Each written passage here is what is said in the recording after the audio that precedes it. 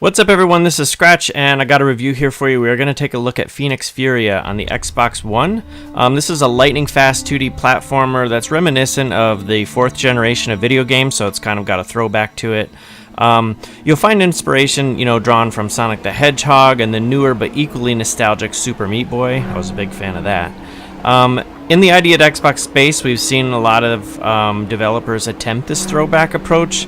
And some of them I don't think modernize it enough to resonate with gamers who make up a large part of this gaming community, but were probably born to parents who grew up when these games were when these games were new. So, did Green Lava Studios make the same mistake, or did they produce a game that is a little bit more fresh with a balance for both new and old gamers? And that's what we're going to try to take a look at in this video review coming up next.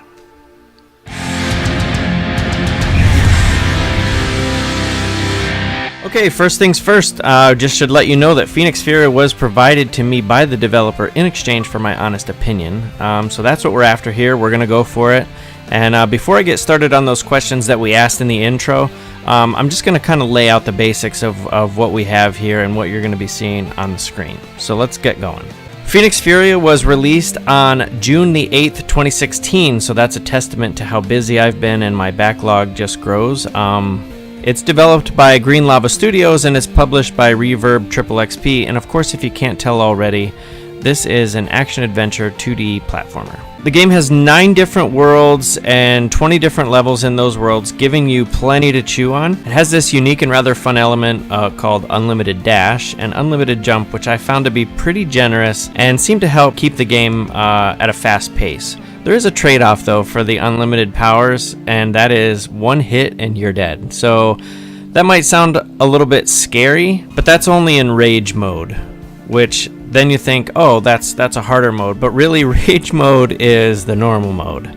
But for people like me, thankfully, there is an easy mode that allows you 2 hits before death. And like I said, that might sound scary, but they made it as painless as possible without sacrificing challenge-fueled players.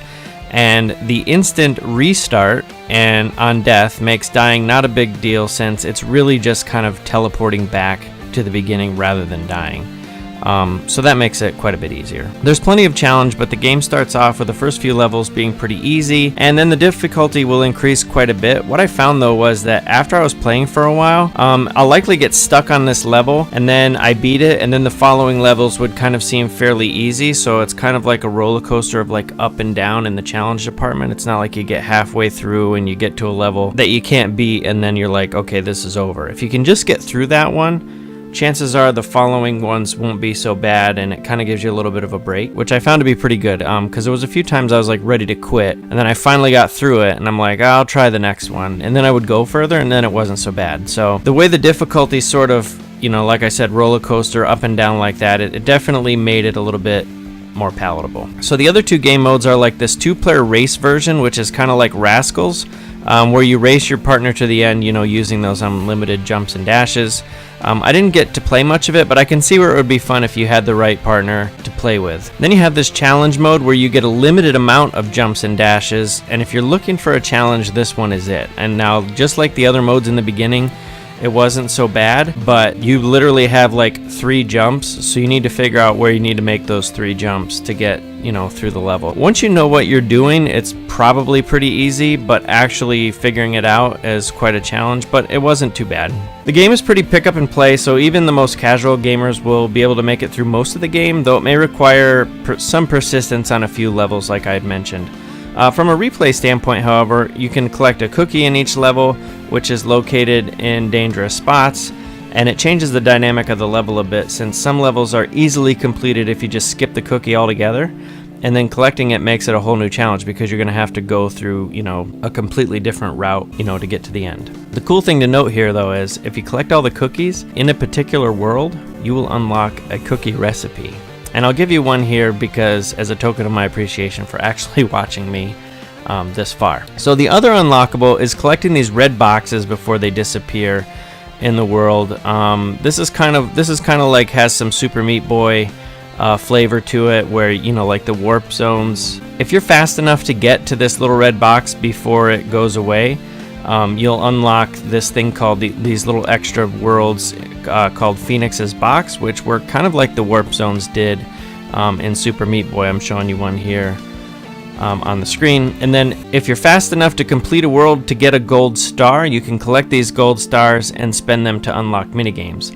I attempted to get gold stars and collect these red boxes, but so far I've only found a couple and then only obtained a few of those. I didn't immediately understand exactly how to unlock these things, but after figuring it out, it's not so bad, but actually doing it is pretty tough. But all in all, I enjoyed this game. It's a decent mix of challenge and casual gameplay with plenty of reasons to replay it. Only the most hardcore gamers are probably going to complete everything, but like Super Meat Boy, casual gamers can still probably get something out of it. Green Lava Studios did a pretty decent job of keeping the game up to date with the infinite restarts, jumps, and dashing, which kind of takes the sting out of the challenge that you still have that's reminiscent of games that were in this era. I mean, let's face it, like if this game came out in 1995, you'd have 10 lives and there wouldn't be a pick up where you left off save system, and it would probably be popular because that's what it was then. So definitely can see the updates, and for these reasons, in the genre of throwback indie games, I'd give this game an 8 out of 10. And if these games are your type, you'll probably enjoy this one, and if not, it's probably safe to try it if you want to kind of dabble into these kind of throwback indie games like this. This would be a decent one to start with, to kind of give you an idea of what the challenge and stuff is all about. So hopefully this helped you out, and if anybody's wondering about the 8 out of 10, because I know I'm going to get a message on it, Grand Theft Auto's 8 out of 10, 10 out of 10, or whatever. I'm not comparing this to AAA games. I'm just saying in the ID at Xbox space, for these types of throwback games, this one definitely stands out. So if you guys have any questions or comments like that, even if you want some clarification or whatever, please feel free to leave a comment down below, send me a message, or get a